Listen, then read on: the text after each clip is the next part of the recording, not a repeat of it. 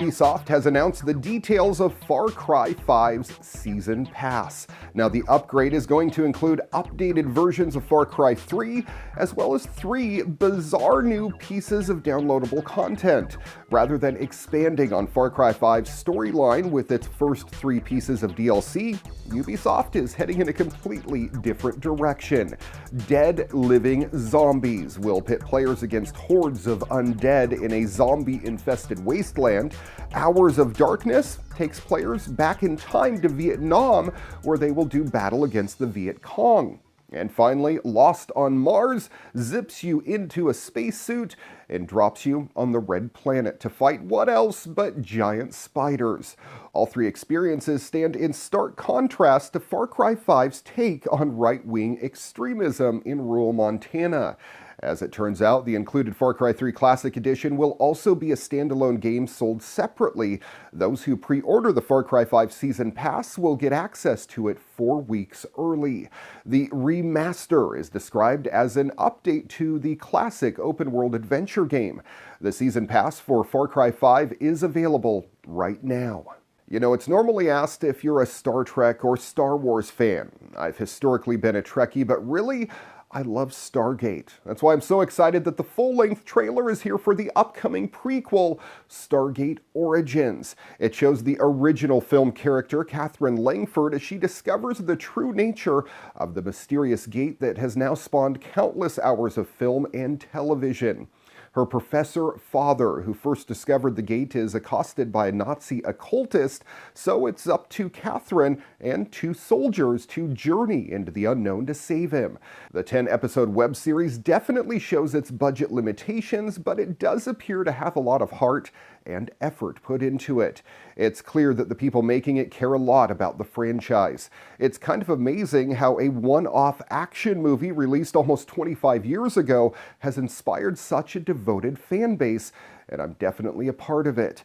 Stargate Origins debuts on February 15th through MGM's Stargate Command paid subscription service, which also includes access to the entire Stargate library of shows and films.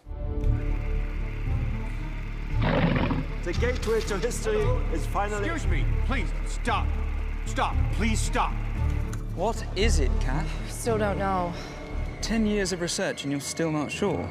Most archaeological finds from this period are stone, but not this one. You ever seen this before? There are glyphs in here that I've never seen before, which, believe me, is rare.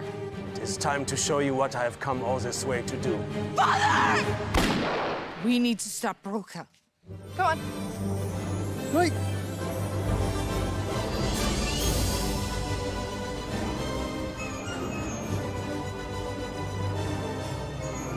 I thought they were going to be Nazis. Do you have any idea what kind of danger you put us in? Now on, I'm in charge. She's not quite what I expected.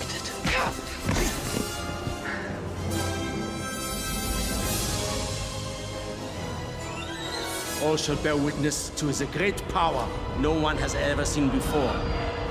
Feel that?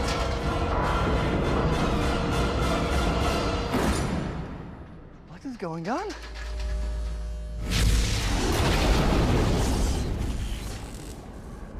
Tell us there is more. So much more to see.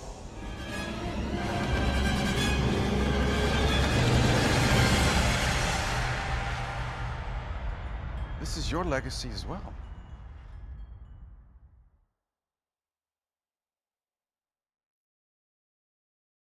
And in this week's military news, DARPA has completed its part in the development of Sea Hunter. It's a submarine hunting drone ship that can cross the open ocean without a human crew on board for months at a time.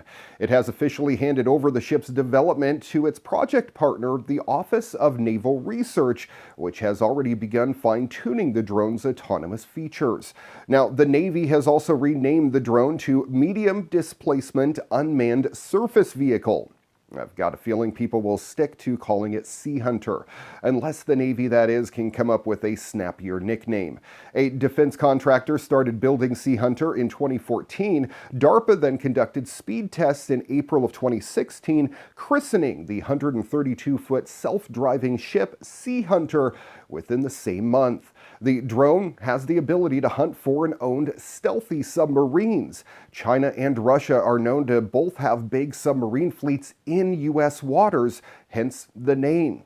However, it wasn't designed to equip weapons. Sea Hunter could become a new class of vehicle under the Navy. The military division plans to conduct more testing in order to develop automated payload and sensor processing, as well as new mission-specific autonomous behaviors and autonomous coordination with multiple Sea Hunters. If the Navy wants to deploy a fleet of submarine hunting drones, it needs to be able to add those capabilities too. Twin Galaxies, the video game record keeper and official source for Guinness World Records, has declared one of the oldest gaming world records invalid after 35 years. Player Todd Rogers has been stripped of his world record for finishing the simple Atari 2600 racing game Dragster after months of debate over whether his completion time was actually valid. A post on the Twin Galaxies forum from the organization's staff says, based on the complete body of evidence presented in this official dispute, well, Twin Galaxies administrative staff has unanimously decided to remove all of Todd Rogers' scores as well as ban him from participating in the competitive leaderboards. That's a major blow to a prolific record holder whose career stretches back to the earliest days of console gaming. In 1982, Rogers submitted to Activision's official fan newsletter a time of 5.51 seconds, which the company recognized in print, awarding Rogers a patch. Twin Galaxies later added Rogers to its own leaderboards in 2001, and Guinness World Records awarded the player with the honor of holding the world's longest-standing gaming record in April of 2017. Yet Rogers never provided recorded or other proof of his 5.51 second time in Dragster, a sticking point in the years that followed. Several community members submitted Rogers' 5.51 second Dragster finish for review. Its most notable skeptic failed to reproduce Rogers' time in a tool-assisted run, leading them to analyze the game's code and conclude that no one could complete the racing game that fast without some serious cheating. The months-long controversy has set a precedent for how Twin Galaxies will add new records to its leaderboards in the future. The new top time in Dragster, as recognized by Twin Galaxies, is now 5.57 seconds. That's set by several players, and Guinness World Records has removed Todd Rogers from its archives. Rogers is continuing to stand by the title Activision awarded him in 1982, however.